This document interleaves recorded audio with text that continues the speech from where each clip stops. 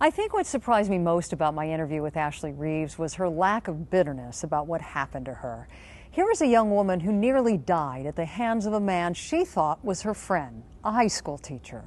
As a result of the attack, Ashley had to relearn all of the things most of us take for granted in our everyday lives. She had to endure months of painful rehabilitation. I think what you're going to find impressive is her determination and her will to move on. Did you find it odd when he was text messaging you all the time? You said he kind of wanted to know where you were all the time. At the time, I didn't, but now that I think about it, and it's at the time I didn't think it was weird, but now I look at it and it's like, should have caught on, but it didn't. Should have caught on to what? Would you describe him as being obsessive at that point? He definitely liked to get his way. If he was told no, he didn't like it at all. Do you think there could have been some misunderstanding with Sam about the nature of the relationship and perhaps where it was ultimately going to go?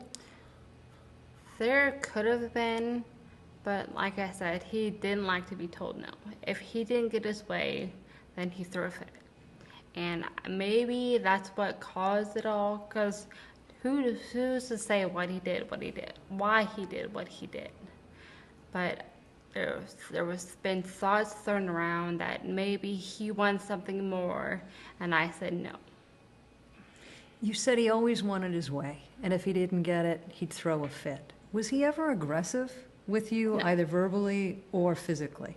No, not to me personally, but I've seen, like, when he was around his friends, if he wanted to do something and they had other ideas, he would just walk away, say, fine, I'll go by myself. Did it make you nervous he was so secretive about the time you spent together? I wouldn't say nervous, but it definitely made me think. Like, because I went to his house only a couple of times, and he would run in, run out. And one time I waited in the living room for him to get something. And said, I'll be right back. And he ran upstairs, but nobody was ever allowed in his room. I talked to his guy friends, and he said nobody had ever been in his room. So I kind of thought, why is that such a big deal, you know? I kind of wondered what was in his room that he was hiding from everybody. That must have been kind of creepy. It was. Like, after I thought about it a little bit, I was like, that could be. I don't even know if I want to know what's in there, you know? You had a crush on him. Yeah, more or less. And I'm sure all those other girls did too. So that's why I kind of questioned, why me? And there was all those other girls. So when people would come up to you after you're being basically left for dead and they say, we couldn't believe this guy could do this to you, how do you react inside?